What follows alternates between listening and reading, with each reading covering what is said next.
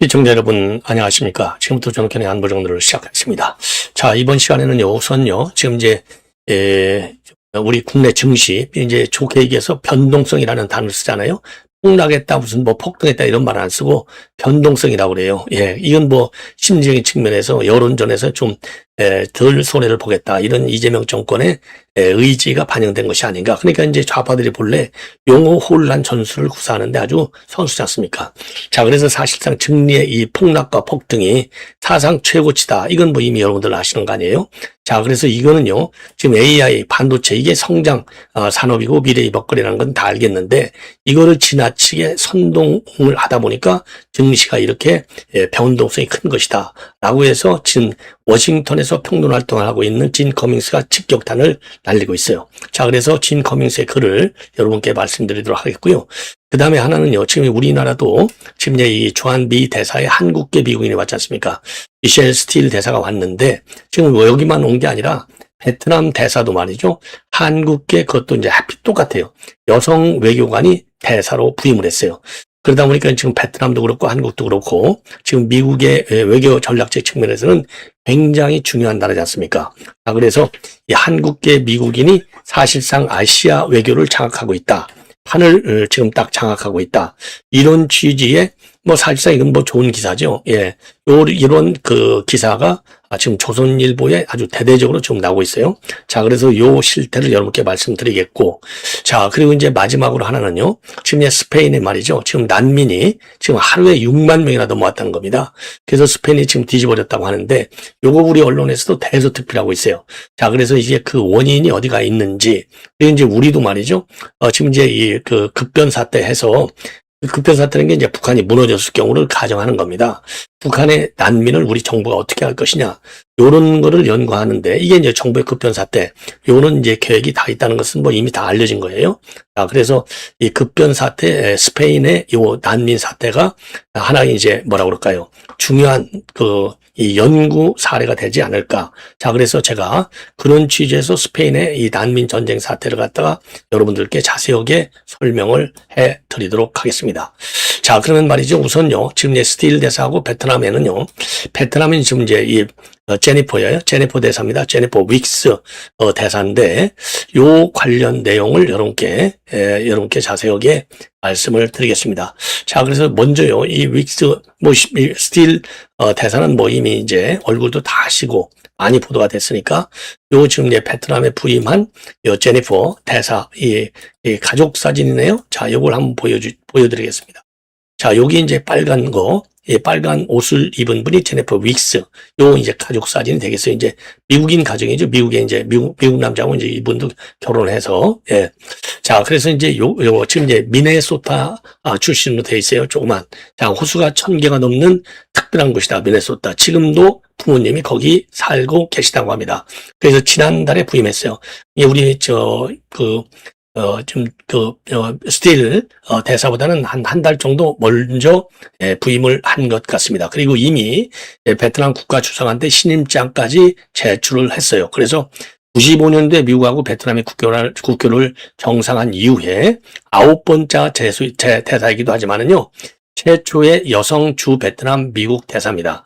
자, 그동안요, 국무부 안팎에서는요, 이 윅스의 한국계 배경이 잘 알려져 있지 않아가지고, 영상 공개 당시 외교가 있어도 상당한 화제가 됐다고 합니다. 예.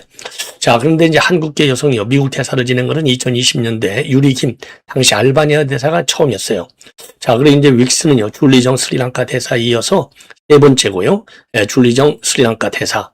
그리고 이제 정식으로 부임한 직후에 미셸 스틸 팀 대사가 서울에 부임을 했습니다. 예. 자, 그래서 이제 이분이 이렇게 부임하면서 스리랑카 대사, 그 다음에 베트남 대사, 그리고 이제 우리 한국 대사, 요렇게 말이죠. 지금 3명이 지금 우리 아시아 쪽에 근무를 하고 있는 겁니다. 대사라고. 자, 그러니까 이제 한국계가 말이죠, 아시아 외교에서 이렇게까지 약진한 것은 그게 이제 보통 일이 아니죠.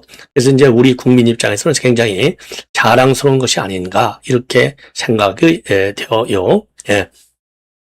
그리고 말이죠, 인도네시아 이제 아세안 대표부가 있는데, 여기 케빈 김이 대사로 부임해서 11월에 있을 트럼프 대통령의 필리핀 그 의장국인데 방문을 수행하게 된다는 겁니다. 자, 그러니까 이제 이 스리랑카 있죠. 그다음에 인도네시아, 자카르타 아세안 대표부가 있죠. 그다음에 베트남 대사가 있죠. 그다음에 한국 대사가 있죠. 요렇게 이제 총 4명이나 4명으로 늘어난 거예요. 그래서 이제 야, 이거 어마어마한 우리 한국계 미국인들의 이 성공 그 스토리가 되는 것이죠. 자, 그래서 요 얘기를 여러분께 좀 말씀드리면, 조금 전에 이제 말씀을 드린 데는 이제 윅스 대사는 미네소타의 조그마한 마을 출신의 한국계라고 이제 본인이 직접 발표를 했습니다. 자, 근데 이제 윅스 대사의 이제 커리어를 보면은요, 전형적인 외교관 코스를 밟은 인물은 아니에요. 맨 먼저 미 육군부에서 커리어를 시작했고, 그 첫 직장이 서울 용산기지였다고 합니다. 이후에 하와이하고 버지니아에서 이제 일을 했고요. 그리고 2003년도에 공부에 들어가서 행정 업무를 담당하기 시작했다고 그래요. 그리고 2012년도부터는 대통령 인사실에 책임자로 있으면서 국무부 고위직 1000명이 넘는 지명 절차를 총괄했다고 합니다. 그래서 오바마, 바이든, 트럼프 1기와 2기를 모두 거치면서 자리를 지킨 인물이라고 하는 점에서 단순한 정치적인 보훈 인사가 아니라 인사와 조직형, 실무 관료로 보는 게 더 정확하다. 자, 이 대목이 이제 중요한 거예요. 그래서 겉으로 보면 한국계 대사가 늘어나는 현상은 아주 긍정적으로 보이는 것이죠. 그리고 실제로 최근 미국의 아시아 외교를 보면 한국계 인사가 핵심 자리에 배치되고 있었어요. 자, 그래서 이제 스틸 대사 당연히 대표적인 사례 중에 하나이고요.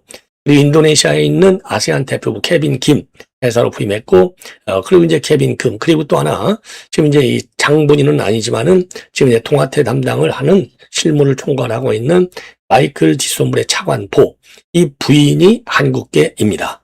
자, 여기서 보면은요, 그럼 이제 한국계 미국인으로서 이제 중요 외교 포스트에 있는 게 과연 한국한테 좋을 거냐, 나쁠 거냐.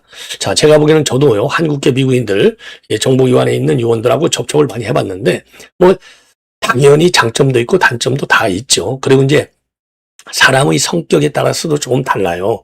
그런 거 아니겠습니까? 기본적으로. 자, 그런데 이제 기본적으로 이런 분들은요, 이제 오해를 받을 우려가 또 있지 않습니까? 그거를 제일 경계하는 것 같아요. 그래서 오히려 더 원칙적인 외교를 할 가능성도 순수 미국인에 비해서는 더 크다. 저는 그렇게 봅니다. 자, 그래야 이제 말하자면, 그러니까 이제 중간에 이거 너무 한쪽으로, 혹시 한쪽으로 치우치는 거 아니야? 이런 오해를 받을 수도 있잖아요. 그런 오해를 불식시키기 위해서 더 원칙 외교에 강할 수도 있는 거예요. 그래서 이거는 일반론적으로 우리 한국에게 불리하다, 유리하다. 이런 걸로, 지금 우리 한국계 미국인들의 중요 대사직 포스트를 갖다가 평가하는 것은 그 평가 방법이 우선 이 감성적으로 본다면 벗어날 수 없겠지만은 그것이 중요한 이 변수가 돼서는 곤란하다. 저는 그렇게 판단을 합니다. 자, 그래서 이제 우리도 말이죠. 일단은 우리 대한민국의 이 국익이 지금 국력이 굉장히 커질 때 우리 한국계 미국인들이 중요 포스트에 많이 앉지 않습니까? 요거는 어떻거나 대외적으로 보면 한국 국군의 지금 융성기를 맞이했다. 이런 점에서 저는 긍정적인 평가가 더 좋지 않을까. 이렇게 생각이 듭니다. 자, 스페인으로 넘어가겠는데요. 자, 스페인은요, 지금 이제 스페인 자치령이에요. 이 세우타에 있는, 지금 이제 이 자치령에 있는 아프리카 최북단의 스페인 자치령, 이 세우타에서 24시간 동안에 6만 명이 난민으로 성공을 했습니다. 즉, 스페인에 넘어왔어요. 6만 명. 6만 명이 넘어올 때 67명이 사망했는데, 인구가 겨우 8만 3,500명밖에 안 되는데 6만 명이 하루 만에 왔다? 70%가 넘어드는 겁니다. 그래서 유럽 전체가 지금 놀라고 있다는 거 아니겠어요? 자, 그러면 이제 세우타가 어디에 있는지 여러분들 지도를 한번 보시면 좋을 것 같습니다. 자, 이게 이제 스페인 북아프리카이고요. 지브롤터 해협이 여기 있지 않습니까? 자, 그래서 이 모로코에 있는 요 스페인이 된 거예요. 이 스페인 자치령이 됩니다. 스페인 자치령. 자, 그래서 여기에서 지금 이제 이 대거 난민이 몰려 들어왔어요. 네, 난민이. 자, 그래서 이제 하루 사이에 6만 명이나 이렇게 넘어온 이유가 뭐냐. 이제 요것이 이제 분석의 대상이 될 수밖에 없고, 이것이 이제 우리 한국, 왜냐면 우리도 북한 급변 때를 대비해야 되는 거 아니겠어요? 자, 그래서 요거를요, 제가 이제 한번 정확하게 여러분들께 분석을 해드리겠는데, 자, 그러니까 이제 유럽 국경이 무너진 거예요. 스페인령 세우타 인구 8만 도시 하루 사이에 이민자 6만 명, 예, 최소 60명 이상의 사망. 이건 단순한 난민 문제가 아니고 국가 통제와 외교, 정책 실패가 동시에 터진 복합 국경 붕괴 사건이다. 이렇게 평가할 수 있어요. 자, 그래서 이제 7월 30일 날 발생한 건데요. 모로코에서 스페인령 세우타로 5만에서 6만 명의 이민자가 한꺼번에 몰려들었습니다. 자, 이 숫자가 굉장히 충격적인지 한번 보죠. 세우타 인구가 약 8만 명. 그러니까 하루 만에 도시 전체 인구의 70%가 지금 스페인으로 다 넘어온 거예요. 자, 행정 기능이 마비되고 상점은 폐쇄되고 주민 외출이 중단되고 그리고 방파제를 넘다 최소 60명 이상이 사망했어요. 사실상의 국경이 무너진 거죠. 그러면 왜 이런 일이 일어났느냐? 자, 이게 이제 핵심 질문인데 하루 만에 6만 명이 이동하는 게 과연 가능하냐? 정답은 정상적인 상황에서는 당연히 불가능하죠. 자, 그래서 가장 유력한 원인은 바로 뭐냐면 모로코에 묵인 또는 방주가 있었다. 이렇게 볼 수밖에 없는 거예요. 자, 그래서 실제 외신 보도에 따르면 모로코 국경수비대가 이민자들에게 그냥 가라는 식으로 사실상 통과를 허용한 정황이 포착이 된 겁니다. 그리고 전문가들도 같은 분석을 하고 있다는 거예요. 즉, 모로코의 개입 없이는 불가능한 규모다. 그러면 왜 모로코는 이렇게 문을 열어버렸냐? 핵심은 스페인과의 외교 갈등이 되겠어요. 최근에 스페인은요, 알제리하고 관계를 굉장히 강화했어요. 그 문제는 뭐냐? 이 알제리하고 모로코는 서사하라 문제로 수십 년대 적대 관계에 있는 거예요. 예. 즉, 스페인이 알제리 쪽으로 기울으니까 모로코가 이제 열불이 나잖아요. 그래서 등장한 것이 바로 이민자 카드가 되는 겁니다. 자, 이거는 이제 새로운 방식은 아니고 이미 여러 국가들이 사용해온 전략이라고 해요. 즉, 이민자를 이용해서 상대 국가를 압박하는 거죠. 스페인을 압박하는 거예요. 알제리하고 친하게 지내니까 열받으니까 말이죠. 그래서 이번 사태는 단순한 난민 문제라고 볼 수가 없다. 외교적인 압박 수단으로 난민이라는 카드를 모로코가 들이미는 거예요. 예. 자, 그래서 이제 촉발 원인은 스페인 쪽에 있는데, 자, 하지만요, 외부 요인만 갖고는 설명되기가 어렵다. 스페인의 내부 정책도 중요한 역할을 한 것으로 평가를 받고 있어요. 뭐냐? 최근에 스페인 대법원에서의 판결이 나온 게 있는데, 해상 월경자는 즉시 추방할 수 없다 이겁니다. 해상 월경자는 즉시 추방할 수 없다. 여기에 대해서요, 미등록 이민자 100만 명을 합법화시키고 있어요. 스페인 내부에서. 그러니까 이게 뭘 의미하느냐? 일단 스페인으로 들어가면 안 쫓겨난다 이거죠. 예, 추방되지 않는다. 자, 이런 내용이 이제 SNS를 통해서 급속히 확대되니까 지금 이제 세우타에 있는 스페인 자치령에 있는 주민들 올 때는 지금이 딱 기회네. 스페인으로 가야 되겠네. 이래서 집단 난민 현상이 발생한 겁니다. 그러니까 대부분의 판결과 그다음에 스페인 내부의 정책 변경, 100만 명 불법 이민자, 미등록 이민자의 합법화 추진, 요 두 개. 예. 그러니까 해상 월경은 추방하지 않으니까 말이죠. 그래서 또 중요한 우리가 짚어볼 측면 중에 하나는요, 정보의 폭발입니다. 그래서 모로코 청년들 사이에서는요, 유럽에 가면 정착이 가능하다. 그리고 지금 국경이 열려 있다. 그러니 대량 이동하면 성공할 수 있다. 이런 정보가 싹 퍼졌다는 겁니다. 자, 문제는 이 중 상당수가 검증되지 않은 허위 정보였다는 거예요. 그런데 이미 늦었어요. 6만 5천 명이 벌써 넘어가 버렸으니까. 예. 자, 그러다 보니까 이제 트럼프하고 네타냐후의 배후설까지 지금 나오고 있는데, 이게 이제 일부 스페인 좌파 정치인들이 제기하고 있는 겁니다. 자, 왜? 스페인이 미국하고 갈등을 겪고 있지 않습니까? 스페인에 대한 미국의 보복이 만만치 않게 지금 이란 전쟁 때문에 지금 전개되고 있어요. 저 트럼프 대통령이 스페인 엄청 비판했잖아요. 그래서 현재까지 확인된 사실은요, 네타냐후하고 트럼프가 이제 이 공모했다. 요거는 증거가 전혀 없어요. 그래서 AP 통신도 명확히 선을 긋고 있다고 합니다. 이거는 정보가 아니라 정치적 주장일 뿐이다. 자, 그래서 지금 이제 이 본질적인 측면에서 본다면 유럽 이민 정책의 구조적 문제가 터진 거죠. 유럽이 만든 구조가 뭐냐? 국경이 느슨해. 그리고 인도주의 중심으로 정책을 펴고 있고, 그러다 보니까 대규모 합법화 정책까지 나오고 있는 겁니다.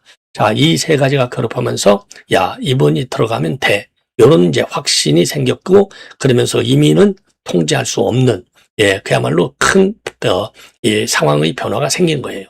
자, 그래서 이번 세우타 사태는요, 단순한 난민 유입이 아니고 모로코의 전략적인 압박, 그리고 스페인 정책의 변화, 그리고 SNS 정보의 확산과 마지막으로 중요한 것은 경제난이 되겠습니다. 자, 경제가 이제 모든 거에 큰 원인이 되는 거예요. 자, 그래서 이게 하나의 이제 이게 이걸로 끝나는 게 아니라 난민, 대규모 난민의 신호탄일 수도 있다. 이런 평가도 나오는 그런 상황이 되겠습니다. 자, 그래서 이거는 이제 그러면 이제 우리 정부가 참고해야 할 내용도 제가 있다 이렇게 말씀드렸잖아요. 왜 우리도 북한의 급변 사태 대비해서 이런 난민 대책을 아주 철저하게 잘 강구해야 되거든요. 자, 그러면 이번 이 스페인 난민 문제는요. 국경과 이민 문제인데 결국 인도주의만으로는 관리되지 않는다. 법과 치안 그리고 외교 정보전이 동시에 맞물린 안보 사안이다. 이렇게 봐야 되는 거예요. 자, 그래서 첫째로는 국경 통제의 원칙이 흔들리면 이건 안 된다 이거죠. 스페인 사례처럼 들어가면 남을 수 있어. 이런 인식이 퍼지면 곤란하다. 자, 그래서 특정 판결이나 정책 변화가 대규모 이동을 촉발할 수 있다는 사실을 우리가 명심해야 된다. 둘째는요, 국경 문제는 국내 문제가 아니라 일종의 외교 문제이다, 본질적으로. 그래서 이 세우타 사태는요, 모로코하고 스페인, 더 넓게는 EU 내부 갈등과 연결돼 있었고, 실제로 외교적인 압박 수단으로 해석이 된다는 점. 셋째로는 허위 정보와 SNS 확산을 경계해야 돼요. 이번 사태는 청년층이 경제난과 함께 소셜미디어를 통한 잘못된 정보가 이런 대규모 집단 난민을 증폭시킨 것이 아니냐. 그리고 네 번째는요, 현장 대응이 신속해야 된다. 그래서 스페인은요, 군 병력과 해상 통제, 임시 접수했다 등으로 뒤늦게 대응을 했는데 이런 사태는 초기에 막지 못하면 행정과治安이 동시에 무너진다는 걸 보여줬어요. 그리고 다섯 번째는요, 이민정책은 인도주의와 유인 효과를 같이 봐야 된다. 그래서 과도하게 느슨한 체류 정책, 그리고 합법화 정책 신호 이런 것들은요, 주변 국가의 관계까지 포함해서 대규모 유입을 부를 수 있다는 것을 우리가 배워야 돼요. 자, 그래서 우리 정부가 참고해야 할 가장 큰 포인트는요, 국경 관리 표준은 예외 없이 일관돼야 한다. 자, 그래서 한번 원칙이 흔들리면 주변국이라든가 중개 세력, 또 SNS로 인해서 그 틈이 바로 벌어진다. 그리고 또 하나는요, 난민 정책과 이주 정책을 갖다가 복지 정책과 분리하지 말고 외교 안보 정책과 함께 설거해야 된다는 점입니다. 자, 그래서 이제 합법적인 경로, 신원 확인, 신속한 심사, 불법 입국에 대한 즉각적인 송환 절차가 같이 있어야 제도가 유지가 된다. 자, 그래서 국경은요, 감정으로 지키는 것이 아니라 원칙과 속도, 억지력, 외교를 함께 갖춰야 지켜진다. 자, 그래서 이제 이 한국 정부가 배워야 할 지금 내용이 이 한 5가지가 되지 않나. 이렇게 결론적으로 말씀을 드리고 싶습니다. 자, 마지막으로 말이죠. 이제 진 커밍스의 비판. 입장이 되겠습니다. 자, 그래서 지금 서학개미도 말이죠. 레버리지의 피해자다. 2달간 무려 50조 원의 손실이 추정된다. 이런 보도도 나오고 있어요. 어마어마한 거죠.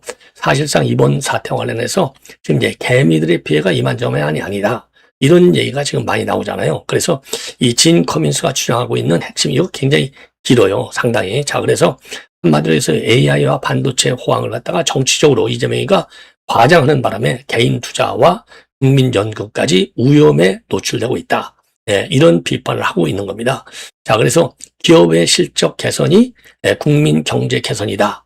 이거를 갖다가 동일시하는 이 프레임, 이게 이제 착시라는 것이죠. 자, 그래서 이 핵심 요지를 말씀드리면 한 4가지로 압축이 돼요. 첫째는 개인 투자자들의 구조적인 패배, 둘째는 B2가 위험 수준에 있다. 세 번째는 AI에서 달아난 주장은 잘못된 것이다. 네 번째가 시장 집중 리스크가 크다. 이렇게 되어 있어요. 자, 그래서 개인 투자자의 구조적인 패배, 급락장에서 반대 매물로 인해서 개인은 손실이 확정된 반면에 반등 시에는 외국인과 기관만이 이 차익을 가져가는 것. 그리고 B2 구조에서는 버티면 된다는 조언이 현실적으로는 맞아떨어지지 않는다는 거. 그리고 이제 B2 위험 소진이 상당히 위험하다. 예, 굉장히 높다. 그래서 2026년도 6월 신용 잔고는 38.6 역대 최고라고 합니다. 그리고 급락 후에도 30조의 중반을 유지하고 있고 B2가 여전히 과열 상태라는 거죠. 그리고 레버리지 구조상 변동성 확대 시에는 강제 청산이 반복될 수밖에 없다. 그리고 A라서 다르라는 주장도 잘못됐다. SK 하이닉스 HBM은요 58%를 점유하고 있는데 엔비디아 공급 등 엔비디아 의 공급도 사실이다. 그래서 하지만요 기업 성장이 곧 개인 투자의 성공을 보장하는 것도 아니고 특히 비투자는 구조적으로 불리하다. 그리고 시장 집중의 리스크가 크다. 즉 AI 기대치가 높다 보니까 반도체 쏠림 현상이 심해지고 그러다 보니까 특정 종목에 과열되면서 변동성이 확대된다. 따라서 작은 악재도 급락할 가능성이 커진다는 거예요. 자, 그래서 지금 이제 내수 경제와 결의되어 있고 증시 호황이 정책의 착시 효과가 굉장히 크고 투자 유도에 대한 비판도 상당하다. 특히 국민연금의 국내 주식 비중이 29.4%, 목표가 본래 20.8%인데 말이죠. 이것도 굉장히 위험하다는 겁니다. 예. 이런 취지로 말이죠. 이런 취지로 진 커밍스가 강하게 증시 관련 이재명 정부의 정책을 비판을 하고 있습니다. 예. 비판을 하고 있어요. 그래서 요 내용을요. 제가 조금 이제 자세하게 구체적으로 말이죠. 예, 설명을 좀 드리는 것이 좋지 않을까. 이렇게 판단이 됩니다. 자, 그래서 요거요. 한 5분 정도로 제가 좀 설명을 좀 쉽게 해 드리도록 하겠습니다. 자, 그래서 지금 이제 한국 주식시장을 보면 겉으로는 황금기처럼 보여요. AI, 반도체, 삼성전자, SK 하이닉스, 사상 최대 실적, 글로벌 1위, 미래산업. 야, 정말로 국민이 잘 살게 되는 경제일까요? 아니면 일부만 돈 버는 착시 경제일까요? 그래서 오늘은 이재명 정부가 만들어낸 AI와 반도체 시장의 실체를 정확하게 짚어본다. 이제 진 커밍스의 주장문이에요. 개인 투자자는 왜 항상 지느냐? 이번 폭락자리에서 수많은 개인 투자자들이 반대맘으로 강제 청산을 당했습니다. 이거는 단순한 손실이 아니고 게임에서 퇴장한 거예요. 그리고 그들이 던진 물량은 누가 가져가느냐? 외국인과 기관이 가져가는 겁니다. 싸게 줍고 반등해서 수익을 가져가요. 그럼 걔는 어떻게 되느냐? 손실만 확장되고 끝장나는 겁니다. 그런데도 시장에서는 뭐라고 하느냐? 버텼어야 한다. 지금이라도 늦지 않았다. AI 시대나 다르다. 이런 말, 이게 누구에게 맞는 이야기냐 이거죠. 현금 있는 사람, 버틸 수 있는 사람, 그 다음에 빚내서 투자한 사람에게는 가장 위험한 말이 되는 겁니다. 자, 그래서 비트가 38조인데 이미 한계 상태에 와 있다. 자, 2026년 6월 신용잔고가 38조 6천억, 역대 최고. 폭락 이후에도 30조 중반을 유지하는 거.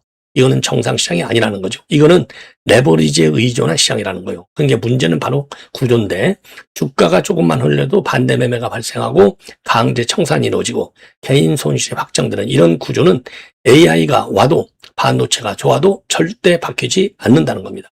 그래서 AI라서 달라 이런 거는 완전히 착각이라는 거예요. 그래서 SK 하이닉스가 HBM 시장 점유율이 58%인데 엔비디아의 핵심 공급사가 되는 거예요. 엔비디아 핵심 공급사. 그리고 삼성전자는 사상 최대 실적. 맞아요. 팩트. 그런데 중요한 질문은 바로 뭐냐? 그래서 개인 투자자가 돈을 버는 구조냐? 전혀 아니다. 기업이 잘 나가는 거하고 개인이 돈을 버는 거하고는 완전히 다른 문제다. 특히 비투자자는 구조적으로 질 수밖에 없다는 겁니다. 자, 그래서 더 위험한 신호는 바로 뭐냐? 쏠림 현상이 지금 심하다. 그래서 지금 시장은 하나의 방향으로 쏠리고 있는데 AI가 이제 성장하다 보니까 반도체로 넘어가고 반도체로 넘어가다 보니까 유력 부자인 삼성전자와 SK 하이닉스가 딱 시장을 장악해버려요. 이 구조가 왜 위험하냐? 돈이 몰리면 작은 뉴스에도 크게 흔들릴 수밖에 없다. 호재라고 하면 급등, 악재라고 하면 급락, 변동성이 폭발하는 겁니다. 그리고 그 충격은 항상 개인이 맞게 되어 있다는 거예요.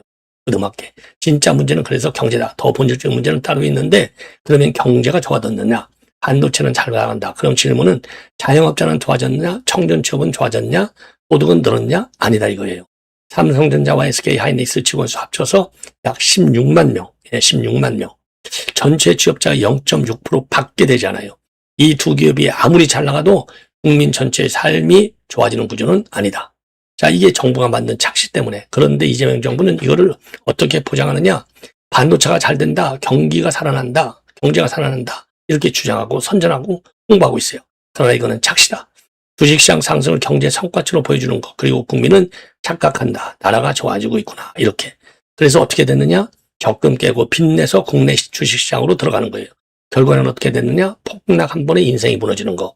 국민연금까지 과다하게 들어왔다는 겁니다. 국내 주식 비중이 이미 29.4%, 목표인 20.8%를 훨씬 초과한 거죠. 그리고 더 심각한 것은 삼성전자와 SK하이닉스의 비중이 55.5%, 절반 이상이나 되는 거예요. 이건 뭐냐? 국민의 노후가 AI 반도체 사이클에 딱 걸려있다는 얘기가 되는 거예요. 자, 그래서 7월 폭락 때 연기금이 무엇을 했냐? 반도체 집중 매수, SK 하이닉스만 이틀 동안에 7천억 이상을 매수했다. 결과는 뭐냐? 지수는 방어했어요. 근데 문제는 딱 여기다. 이미 비중이 과도한 상태에서 더 사들인다? 이거는 투자냐 아니면 시장 방어냐? 그리고 만약 더 폭락한다면 그 손실은 누가 책임질 것이냐? 네. 자, 그래서 AI 반도체가 진짜 중요하고 성장한다. 맞아. 하지만 지금 시장은 그걸 이용해서 개인을 끌어들이고 빚을 늘리고 연금까지 투입된 구조로 진행되고 있어요. 결과는 항상 똑같다. 뭐냐? 개인은 손실을 보고 기관은 수익을 올린다는 거예요. 그래서 지금 필요한 것은 희망이 아니고 현실 인식이다. 기업이 잘 나가는 것과 내가 돈 버는 것은 다르다. 주가가 오른다고 경제가 좋아지는 것도 아니다. 그리고 무엇보다도 정부가 밀어주는 시장은 안전하다는 이 생각, 이게 가장 위험하다는 겁니다. AI 반도체는 기회할 수 있지만 지금 구조에서는 그 기회가 누군가에게는 달콤한 독약이 되고 있다. 그래서 들어갈지 아니면 밖에서 볼 때 냉정하게 판단해야 되는 것이고 정부의 입장을 그대로 순진하게 받아들여서는 안 된다. 이렇게 경고하고 있어요.